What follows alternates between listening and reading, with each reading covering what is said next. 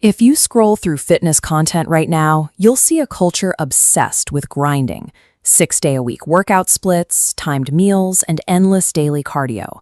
The fitness industry thrives on making you feel like you are always one optimization away from your goal. That complexity keeps you overwhelmed, exhausted, and ready to buy the next 10-day shred program. But if we strip away the marketing, the actual biological requirement to build a defined muscular physique is surprisingly small. The real question is how little effort you actually need to trigger transformation. Muscles do not grow while you are lifting weights. They grow while you recover on the couch. Training 5 or 6 times a week actually interrupts that biological repair process. This chart breaks down fitness behaviors by their actual return on investment. On the bottom axis, we have the effort required, and on the vertical axis, the long-term impact on your body. Up here, in the high-effort, low-impact quadrant, we find the common advice: changing your workout routine every week, grueling daily cardio sessions, and complicated 6-day lifting splits. You burn out before the habits can actually change your physique. Down here, in the low-effort, high-impact zone, is the sweet spot. Just 3 days of progressive overload lifting and a diet based on whole food volume eating. Escaping the complexity trap means ignoring the 30-day challenges. You trade the hype of constant hustle for the quiet reality of year-over-year predictable progress. The first constraint of this minimal dose is time.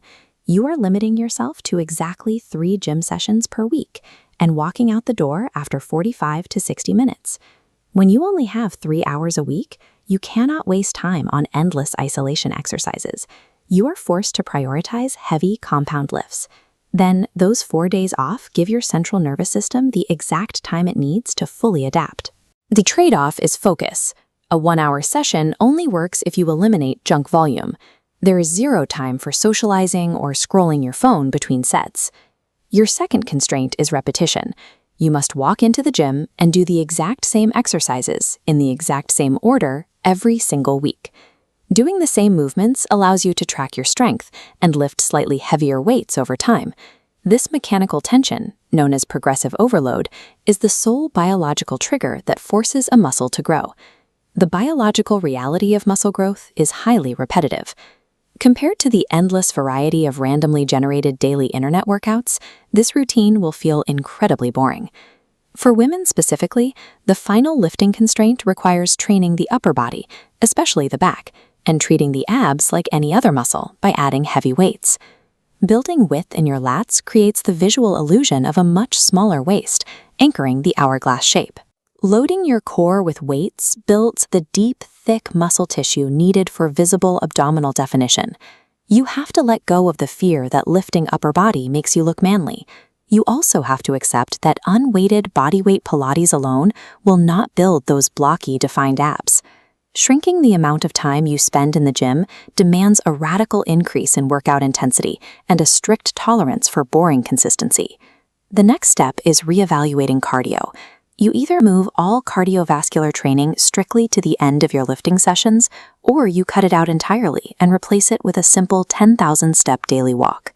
Running before you lift depletes your muscles' glycogen stores. Doing it afterward ensures you have maximum energy to push heavy weights when it actually counts. If your primary goal is to become an elite endurance runner, this sequence actively handicaps your peak cardiovascular performance. You are prioritizing muscle preservation over marathon times. This brings up the most persistent fear surrounding resistance training, the belief that lifting heavy weights will instantly make you look bulky. This flowchart maps out the actual anatomy of a toned physique. Achieving that defined athletic look is a strict combination of muscle growth beneath the surface, paired with a caloric deficit. Lifting heavy builds the structural shape of the muscle. Eating in a slight caloric deficit strips away the layer of body fat sitting on top, revealing the shape underneath. Bulkiness is simply excess body fat sitting over newly built muscle. Avoiding it means you have to stop judging your progress by the raw number on the bathroom scale and start managing your caloric surplus instead. Weightlifting by itself does not make you bulky. Failing to manage your body fat while weightlifting makes you bulky. Managing that nutrition relies on a technique called volume eating. This involves bulking up standard meals with low-calorie additions, like mixing cauliflower rice into standard rice or loading a bowl of pasta with vegetables. This physically tricks your brain.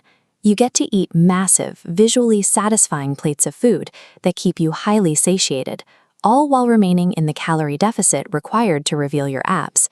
The catch is that volume eating requires active meal prep. You have to chop the vegetables and cook the food yourself, sacrificing the convenience of high-calorie grab-and-go restaurant meals. You also need to swap the highly processed protein bars and powders for whole food protein sources, like roasted chicken, whole organic eggs, and wild salmon. Processed protein products often contain complex additives and artificial sweeteners that your gut struggles to break down. Switching to whole foods removes those triggers for digestive bloating and provides steady energy rather than a heavy, sluggish feeling. By timing these meals several hours before bed, you avoid the active digestion that often prevents you from reaching deep sleep. Whole foods are physically harder to chew and digest in large quantities.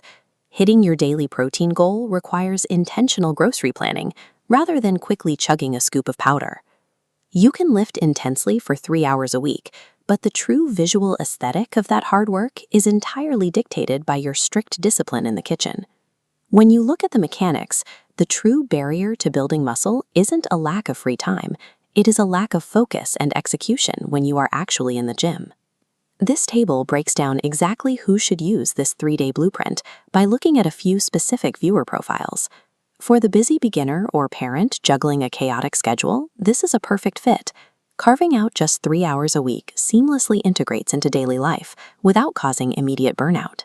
For the frustrated toner who spends hours on the treadmill seeing no results, this is also a perfect fit.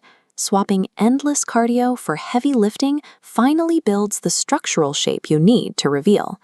However, if you're a gym socialite who uses daily workouts for a mental health escape or an extreme endurance athlete, you should avoid this.